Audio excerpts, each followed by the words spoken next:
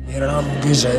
मैंने सिर्फ 1 साल गुटखा चबाया। अब मुझे कैंसर हुआ है, अब मेरा ऑपरेशन वाला है। शायद मैं इसका टेलीविज़न बोल से नहीं लेकर सकता। सिनेमा घरों में मुकेश अफसोस, की कहानी मुकेश बच हमेशा नहीं दोहराई सका जाती है, लेकिन और वो आवाम को सिर्फ इस 24। बात का फ़र्क नहीं पड़ता। इसलिए आपको एक बार मुंबई के टाटा हॉस्पिटल का रुख ज़रूर करना होगा, जहां कैंसर जैसी जानलेवा बीमारी से हर अदना और आला जूझ रहा है। इस बीमारी से लोग जंग लड़ते लड़ते मौत के करीब पहुंच चुके हैं। महाराष्ट्र हुकूमत ने इस बीमारी को देख महाराष्ट्र में गुटखे पर पाबंदी आयद की है, लेकिन हकीकत इसके बरअक्स है। हमने हुकूमत के ज़रिए लगाई गई पाबंदी के बाद इसकी ज़मीनी हकीकत जानने की कोशिश की और मुंबई की ही एक पान की दुकान पर गुटखे की फरमाइश की, जिसके बाद पलक झपकते ही हमें गुटखा 3 गुनी कीमत पर मिल गया। ये सिर्फ एक झलकी थी, पूरी मुंबई का यही हाल है। हुकूमत ने इस पर पाबंदी लगा दी है, लेकिन कोई फ़र्क नहीं पड़ा, बस कीमत में इजाफा ज़रूर हो गया है। गुटखा हर जगह मिलता है। आप कोई भी पान टपरी पे जाके बोलेंगे गुटखा चाहिए तो गुटखा आपको इमीडिएटली दे देंगे। आप ट्राई कीजिए, जाके आप स्टिंग ऑपरेशन कीजिए। आप जिस भी टपरी पे जाके पान की टपरी पे आप बोलेंगे मुझे वो गोवा दो, ये दो, वो आपको अंदर से निकल के आपको देंगे। आप तो इतना अंदर भी नहीं, आप तो ऊपर ही रखा रहता है पूरा। मतलब मैंने इन धंधे वालों ने, मतलब मैंने पुलिस को और तमाम एजेंसी को अपनी जेब में डाल के रखा है, ऐसा लगता है।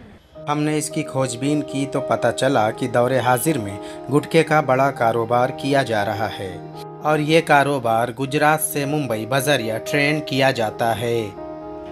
मुंबई के बांद्रा स्टेशन पर अली सुबह टेम्पो में लाद कर मुंबई के कोने कोने में सप्लाई किया जाता है।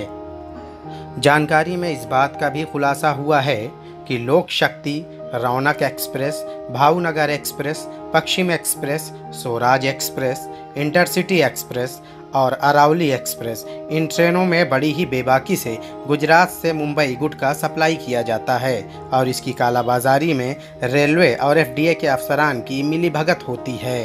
अगर बात करते रेलवे की तो वो तो कोई चीज़ को खोल के देखते नहीं है। वो कोई कस्टम डिपार्टमेंट नहीं है कि डालने से पहले स्क्रीनिंग कर रहे, देख रहे क्या है क्या नहीं।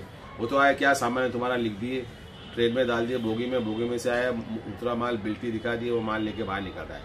तो वो थोड़ी चेक करती है इसमें किसमें क्या है।